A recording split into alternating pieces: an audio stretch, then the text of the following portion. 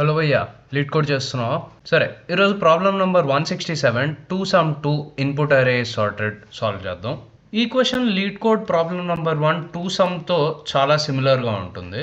ఈ ప్రాబ్లం కనుక సాల్వ్ చేయనట్టయితే ఈ రైట్ సైడ్లో వస్తుంది, దాని మీద క్లిక్ చేయి 2 సమ్ చూడొచ్చు నువ్వు ప్రాబ్లం ఎట్లా సాల్వ్ చేయాలి అని. సరే, కరెంట్ ప్రాబ్లం అసలు ఏంటి అనేది చదువుదాం. మనకి 1 ఇండెక్స్డ్ అరే ఇస్తాడట. అంటే అర్థం ఏంటి అంటే, నాకు జనరల్గా పైథాన్లో అరేస్ ఉన్నప్పుడు నేను ఆ ఇండెక్స్ని 0 1 2 3 అని 0 నుంచి స్టార్ట్ చేస్తా కదా. అట్లా కాకుండా ఇక్కడ అరేస్ 1 2 3 4 అని మనం అర్థం చేసుకోవాలట. సో బేసిక్లీ 1 నుంచి స్టార్ట్ అవుతుంది, 0 నుంచి కాదు అని వాడు అంటున్నాడు. సో 1 ఇండెక్స్డ్ అరే ఆఫ్ ఇంటిజర్స్. సో ఇది ఒక ఇంటిజర్ అరే that is already sorted in non decreasing order. అంటే ఇది ఒక అసెండింగ్ ఆర్డర్లో ఉన్న అరే అని అంటున్నాడు. ఇంకా దీని తర్వాత 2 సమ్ ప్రాబ్లం లాగానే same find 2 numbers which add up to specific target. So X plus Y is equal to వాళ్ళు ఇచ్చే టార్గెట్ ఏదో ఉంటుంది.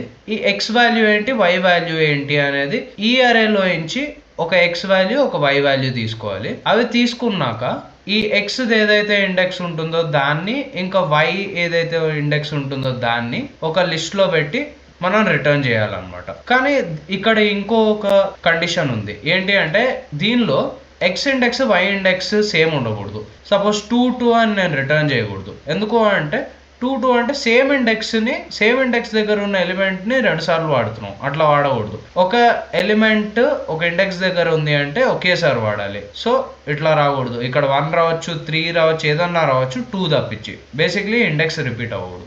ఇంకా ఇక్కడ ఇంకోటి అంటున్నాడు, ఏదైతే ఇక్కడ ఇది రిటర్న్ చేస్తామో X index Y index the list, దీనిలో డైరెక్ట్గా ఇండెక్స్ కాకుండా నాకు list X index +1 Y index +1ని రిటర్న్ చేయమంటున్నాడు. ఎందుకు ఈ +1 చేస్తున్నాము అంటే, వాడు ఇందాక అన్నట్టు మనం ఇక్కడ కన్సిడర్ చేయాల్సింది 1 ఇండెక్స్డ్ అరే, కానీ పైథాన్లో ఇన్బిల్ట్గా వచ్చేది 0 ఇండెక్స్డ్ అరేనే. సో ఇక్కడ నువ్వు పైథాన్లో రెఫర్ చేసేటప్పుడు ఇండెక్స్లు 0 నుంచి స్టార్ట్ అవుతాయి.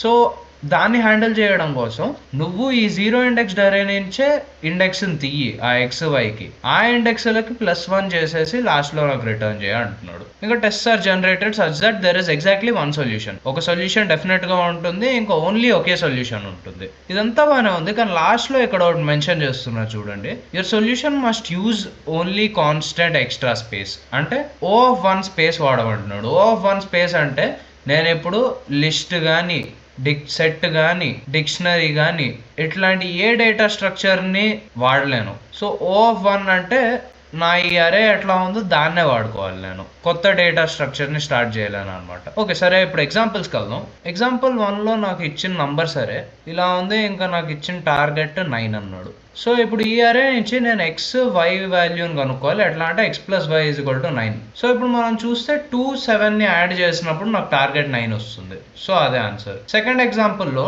2 3 4 ఇంకా టార్గెట్ 6. 2 + 4 is 6. ఫైన్. థర్డ్ ఎగ్జాంపుల్లో -1 0 టార్గెట్ నాది -1. ఇక్కడ ఒట్టి -1 తీసుకుంటే చాలు, కానీ నాకు x + y కంపల్సరీ 2 నంబర్స్ కావాలి కాబట్టి -1 0 రెండింటిని తీసుకుని నాకు -1 టార్గెట్ వస్తుంది. ఓకే, ఇది ఎట్లా సాల్వ్ చేయాలి, ఐడియాస్ రాసుకుందాం. నాకు ఈ క్వశ్చన్లో ఇచ్చే ఇన్పుట్స్ నంబర్స్ అనే ఒక ఇంటిజర్ అరే, టార్గెట్ అనే ఒక ఇంటిజర్. అడుగుతున్న అవుట్పుట్ ఈ నంబర్స్ అరేలో నుంచి 2 numbers x, y such that x + y = target వచ్చేట్టు ఈ ఎక్స్ ఏదో ఎక్స్ ఇండెక్స్ ఉంటుంది కదా, ఆ ఎక్స్ ఇండెక్స్ ని ఇంకా వైది వై ఇండెక్స్ ని ఒక లిస్ట్ లో పెట్టి ఈ లిస్ట్ ని రిటర్న్ చేయాలి. ఈ నంబర్స్ అరేలో నుంచి x, y అని 2 ఇంటిజర్స్ తీసుకుని ఎట్లా తీసుకోవాలంటే x + y = టార్గెట్ వాల్యూ వచ్చేట్టు తీసుకోవాలి.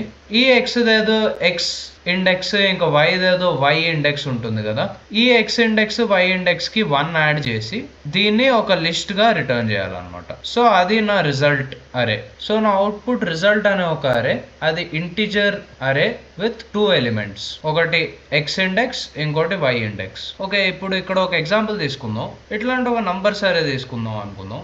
ఇంకా నా టార్గెట్ వాల్యూని నేను t అని పెట్టుకుంటాను. సో సేమ్ 2 సమ్ కి లాగానే దీనిలో కూడా బ్రూట్ ఫోర్స్ మెథడ్ ఎట్లా ఉంటుంది అంటే, మన ఈక్వేషన్ x + y = t ని సాటిస్ఫై చేయడానికి దీనిలో x ని ఒకసారి ఫిక్స్ చేస్తావు, ఇంకా y వాల్యూ ప్రతి నంబర్తో మూవ్ చేస్తూ ఎప్పుడు ఈ ఈక్వేషన్ సాటిస్ఫై అవుతుందో అప్పుడు రిటర్న్ చేస్తావు. సో ఎట్లా అంటే ఫస్ట్ ఎక్స్ ఇక్కడ ఉంటుంది, ఇంకా వై ఇక్కడ ఉంటుంది. వై ఎందుకు ఇక్కడ స్టార్ట్ అవ్వదు అంటే మనకి ఇందాక చెప్పినట్టు సేమ్ ఇండెక్స్ దగ్గర ఎక్స్ వై ఉండకూడదు. సో అందుకని వై ఇక్కడ స్టార్ట్ అవుతుంది. సో ఎక్స్ ప్లస్ వై టీకి ఈక్వల్ కాదా చూస్తాం. ఒకవేళ కాకపోతే వై నెక్స్ట్ ప్లేస్కి వెళ్తుంది, మళ్ళీ చూస్తాం. మళ్ళీ కాకపోతే మళ్ళీ నెక్స్ట్ ప్లేస్కి వెళ్తుంది. సో అట్లా ఈ ఎండ్ ఆఫ్ అరే వరకు వెళ్తుంది. ఇంకా అసలు ఎక్కడా ఈ ఈక్వేషన్ సాటిస్ఫై అవ్వలేదు అంటే అప్పుడు ఎక్స్ నెక్స్ట్ ప్లేస్కి వస్తాం, వై ఫస్ట్ ప్లేస్ నుంచి స్టార్ట్ అవుతుంది. మళ్ళీ ప్రతి నంబర్కి చెక్ చేస్తాం, ఇంకా అవ్వలేదు and last number in the అరే వచ్చాము అంటే మళ్ళీ రెడ్ పాయింటర్ని మూవ్ చేస్తాం. సో అట్లా అవుతూ వెళ్తుంది అనమాట. ఈవెన్చువల్లీ ఎక్కడో ఒక్కడ ఒకటి తగులుతుంది. కానీ దీని time complexity O of n squared. ఎందుకు అంటే ఎన్ రెడ్ నంబర్స్కి నేను n-1 ఎల్లో నంబర్స్తో కంపేర్ చేస్తున్నా. సో ఇది basically n squared time complexity. So ఇది నాకు ఆప్టిమైజ్డ్ సొల్యూషన్ కాదు. మరి ఆప్టిమైజ్డ్ సొల్యూషన్ ఏంటి? మనం 2 సమ్ ప్రాబ్లంలో ఏం చేసామంటే దీన్నే డిక్షనరీ వాడి సాల్వ్ చేసాము. అప్పుడు ఏం చేసాం, ఎక్స్ని ఫిక్స్ చేసి y is equal to t minus ఎక్సే. సో ఈ t మైనస్ ఎక్స్ ఈ డిక్షనరీలో ఉంటే అప్పుడు x index y index return చేసాం. కానీ ఇప్పుడు మనకి O of 1 స్పేస్ కాంప్లెక్సిటీతో చేయమంటున్నాడు, అంటే డిక్షనరీ వాడలేం మనం. సో సమ్ అదర్ మెథడ్లో సాల్వ్ చేయాలి దీన్ని. కానీ ఈ క్వశ్చన్లో ఒక ఇంపార్టెంట్ డీటెయిల్ ఇచ్చాడు. ఏంటి అంటే ఆ నంబర్ సరే సార్టెడ్ అన్నాడు. సో ఇది సాల్వ్ చేశారంటే మేబీ ఇక్కడ ఏమైనా హింట్ ఉందేమో. సో ఫస్ట్ నేను ఈ నంబర్ సరే అని ఫిల్ చేస్తాను. సో నాకు నా క్వశ్చన్ ఎట్లా ఉందనుకుందాం, నా టార్గెట్ వాల్యూ నేను 20 అని ఇచ్చాను అనుకుందాం. సో ఇప్పుడు ఈ క్వశ్చన్ చూస్తేనే నాకు తెలిసిపోతుంది 20 రావాలి అంటే నేను ఈ 2 ఇంకా ఈ 18 రెండింటిని యాడ్ చేసినప్పుడు నాకు 20 వస్తుంది. ఈ 2ది ఇండెక్స్ 0, 18ది ఇండెక్స్ 4. సో నా ఫైనల్ రిజల్ట్ అరే 1,5 అని ఉంటుంది. ఎందుకు అంటే 1 యాడ్ చేయమన్నాడు కాబట్టి రెండు ఇండెక్స్లకి. సో ఇది నా ఫైనల్ రిజల్ట్. కానీ ఈ రిజల్ట్కి రావాలి అంటే మనం అల్గోరిథం ఏదో ఒకటి చేయాలి. ఓకే, నాకు 2 సమ్ ప్రాబ్లంలో ఒక ఇంపార్టెంట్ లాజిక్ తెలుసుకున్నా. ఏంటి, ఎక్స్ నేను ఫిక్స్ చేసినప్పుడు నా ఈ Y value t minus X ఉంది అని. సో అట్లా ఏమన్నా లాజిక్ వస్తుందా ఇక్కడ? ఇప్పుడు ఏం చేయొచ్చు, నేను ఒక రెడ్ పాయింటర్ అని వేసుకుంటా, అదే ఎక్స్ వాల్యూని డిటర్మైన్ చేస్తుంది. ఎక్స్ వాల్యూని డిటర్మైన్ చేస్తుంది, ఇంకా నాకు టీ వాల్యూ తెలుసు కాబట్టి టీ మైనస్ ఎక్స్ వాల్యూ వస్తుంది. ఈ టీ మైనస్ ఎక్స్ వాల్యూ ఈ లిస్ట్లో ఉందో లేదో చెక్ చేస్తాను నేను. కానీ అట్లా చెక్ చేయడానికి ఒక ప్రాబ్లం ఉంది. ఒక లిస్ట్లో ఒక నంబర్ని చెక్ చేయాలి అంటే అది ఎట్లా వర్క్ అవుతుంది అంటే ఫస్ట్ ఇక్కడికి వస్తుంది, ఇక్కడికి వచ్చి ఇది టీ మైనస్ ఎక్స్తో ఈక్వలా కాదా చెక్ చేస్తుంది. కాదు అంటే నెక్స్ట్ ప్లేస్కి వెళ్ళి మళ్ళీ చెక్ చేస్తుంది. మళ్ళీ కాదు అంటే మళ్ళీ నెక్స్ట్ ప్లేస్కి వెళ్ళి చెక్ చేస్తుంది. సో ఇట్లా చేసినప్పుడు దీని టైం కాంప్లెక్సిటీ జస్ట్ చెకింగ్ కోసమే O of n అయిపోతుంది. టీ మైనస్ ఎక్స్ ఈ అరేలో ఉందో లేదో చెక్ చేయడానికి O of n, ఇంకా ఎక్స్ని ప్రతి వాల్యూ వర్స్ట్ కేస్ సినారియోలో ఈ లిస్ట్లో ఉన్న ప్రతి వాల్యూని చెక్ చేయాలి కదా, అది చెక్ చేయడానికి మళ్ళీ O of n పడుతుంది. So total O of n squared అవుతుంది నాకు. సో బ్రూట్ ఫోర్స్ మెథడ్కి దీనికి పెద్ద డిఫరెన్స్ ఏం లేదు. మళ్ళీ బ్యాక్ అక్కడికే వచ్చాం. కానీ సార్టెడ్లో ఏదో ఉంది. ఏముందంటారు? ఇప్పుడు ఒకటి గమనించండి, ఈ నంబర్స్ ఏవైతే ఉన్నాయో అవి అసెండింగ్ ఆర్డర్లో ఉన్నాయి. సో నేనేం చేయొచ్చు అంటే ఇప్పుడు నేను ఇక్కడ ఎక్స్కి ఒక పాయింటర్ వేసుకుంటా, వైకి నెక్స్ట్ పాయింటర్ వేసుకుంటా. సేమ్ ఇందాక మనం బ్రూట్ ఫోర్స్ చేసినప్పటిలాగానే, కానీ ఇది ఇంకొంచెం లాజికల్గా వెళ్తాం అనమాట. ఎందుకు అంటే ఇప్పుడు ఎక్స్ ప్లస్ వై చేసినప్పుడు ఏదో వాల్యూ వస్తుంది కదా, ఈ వాల్యూని నేను వి అని పిలుస్తాను. ఈ వి ఏదైతే ఉందో టార్గెట్ టీ అనుకున్నాం అంటే టార్గెట్ టీ కంటే తక్కువ ఉంది అంటే ఈ ఎక్స్ వాల్యూ వై వాల్యూ పెంచాలి అని అర్థం. అదే ఆ వి వాల్యూ టార్గెట్ కంటే ఎక్కువ ఉంది అంటే ఇవి తగ్గించాలని అర్థం. అదే ఒకవేళ టార్గెట్కి ఈక్వల్గా ఉంటే మనకు దొరికేసింది వాల్యూ, ఇంకేం చేయక్కర్లా. సో ఈ కండిషన్ నేను ప్రస్తుతానికి పట్టించుకోను, అది టూ ఈజీ. ఈ వి వాల్యూ టార్గెట్ కంటే తక్కువ ఉన్నది వి వాల్యూ టార్గెట్ కంటే ఎక్కువ ఉన్నప్పుడు నాకు ఇంకో క్వశ్చన్ వస్తుంది, దేన్ని మార్చనా, ఎక్స్ని మార్చనా వైని మార్చనా? సరే, ప్రస్తుతానికి వి లెస్ దాన్ టీ కండిషన్ చూద్దాం. వి లెస్ దాన్ టీ అంటే నేను ఈ ఎక్స్ ప్లస్ వై వాల్యూని పెంచాలి. ఎక్స్ ప్లస్ వై వాల్యూని పెంచాలి అంటే మరి ఎక్స్ వాల్యూ పెంచనా, వై వాల్యూ పెంచనా, లేకపోతే రెండు వాల్యూస్ పెంచనా? అది ఎంతతో పెంచాలి, ఇంకా ఎట్లా పెంచాలి, అది ఎట్లా తెలుస్తుంది నాకు అసలు?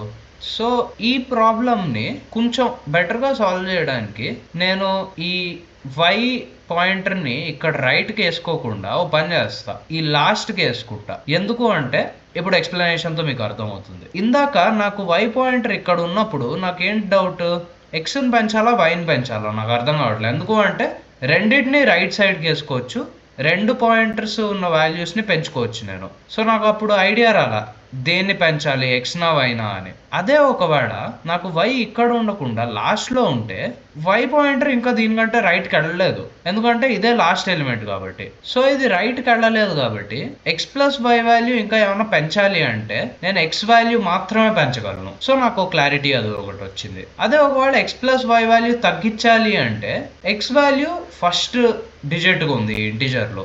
సో ఎక్స్ వాల్యూ ఇంకా నేను అసలు తగ్గించే ఛాన్సే లేదు, ఎందుకంటే ఫస్ట్లోనే ఉంది ఇది. దీనికంటే ముందు ఇంకేమీ ఇంటీజర్స్ లేవు. సో నేను వై వాల్యూని మాత్రమే తగ్గించగలను. సో అది ఒక క్లారిటీ వచ్చింది. కాబట్టి ఓకే ఫైన్, నేను ఎక్స్ని ఇక్కడ పెట్టుకుంటా, వైని ఇక్కడ పెట్టుకుంటా. ఇప్పుడు ఈ X plus Y is equal to నాకు వి అనే ఏదో వాల్యూ వస్తుంది కదా, ఆ వాల్యూ టీ కంటే తక్కువ ఉంది అంటే అర్థం ఎక్స్ ప్లస్ వై వాల్యూ పెంచాలని. ఎక్స్ ప్లస్ వై వాల్యూ పెంచాలి అంటే ఎక్స్ వాల్యూని నేను పెంచాలి. ఎంతకు పెంచాలి ఎట్లా తెలుస్తుంది?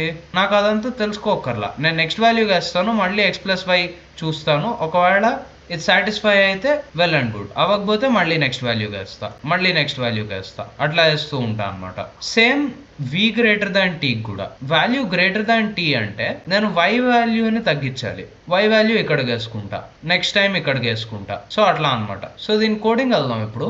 ఓకే, ఇందాక అనుకున్నట్టు మనకి 2 పాయింటర్స్ కావాలి ప్రాబ్లమ్ సాల్వ్ చేయడానికి. ఒక లెఫ్ట్ సైడ్ ఉండే పాయింటర్ని నేను ఐ అని పిలుస్తా, దీన్ని 0కి ఇనిషియలైజ్ చేద్దాం. రైట్ సైడ్ ఉండే పాయింటర్ని జే అని పిలుస్తా, లాస్ట్ ఇండెక్స్కి ఇనిషియలైజ్ చేయాలి. So length of numbers list -1. So నాకు లూప్ కండిషన్ 2 పాయింటర్స్ ఉన్నాయి కాబట్టి వైల్ లూప్ వేసుకుంటాను. ఇక్కడ కండిషన్ ఏముంటుంది, ఐ పాయింటర్ జే పాయింటర్ కంటే తక్కువ ఉన్నంతసేపు ఈ లూప్ పనిచేస్తుంది అనమాట. సో బేసిక్లీ ఐ ఈక్వల్స్ జే అయినప్పుడు ఆ 2 పాయింటర్లు ఒకే పొజిషన్కి వచ్చినప్పుడు ఆగిపోతుంది లూప్. సో ఫస్ట్ రెండింటిని యాడ్ చేసినప్పుడు యాడెడ్ అనే ఒక వేరియబుల్ వేసుకుంటా. ఈ రెండింటిని యాడ్ చేసినప్పుడు ఏవి 2 numbers of I plus numbers of J, ఆ 2 నంబర్స్ని యాడ్ చేసినప్పుడు నాకు ఈ యాడెడ్ వాల్యూ టార్గెట్ వాల్యూ కంటే పెద్దది అయితే అప్పుడు జే వాల్యూని తగ్గించాలి అని నాకు అర్థమవుతుంది. అదే ఒకవేళ యాడెడ్ వాల్యూ టార్గెట్ వాల్యూ కంటే చిన్నదైతే ఐ వాల్యూ పెంచాలి అని అర్థమవుతుంది. ఇంకా లాస్ట్ కండిషన్ ఏంటి, ఇక్కడ ఇఫ్ కాదు ఎలిఫ్ వస్తుంది. ఇంకా లాస్ట్ కండిషన్ ఎల్స్ ఏంటి, ఫస్ట్ ఇఫ్ ఏమో added greater than target, second ఏమో added less than target. So ఇక్కడ else condition basically added equals to target అని అర్థం. రిటర్న్ ఏం రిటర్న్ చేయాలి, ఒక లిస్ట్ని రిటర్న్ చేయాలి, దానిలో ఐ +1 చేయాలి. ఐత్ ఇండెక్స్ ఏదైతే ఉందో అది +1, ఇంకా జేత్ ఇండెక్స్ ఏదైతే ఉందో అది +1. సో అంతే. దీన్ని ఇప్పుడు రన్ చేసి చూద్దాం, సబ్మిట్ చేద్దాం. సబ్మిట్ అయింది, అంతే. బాయ్.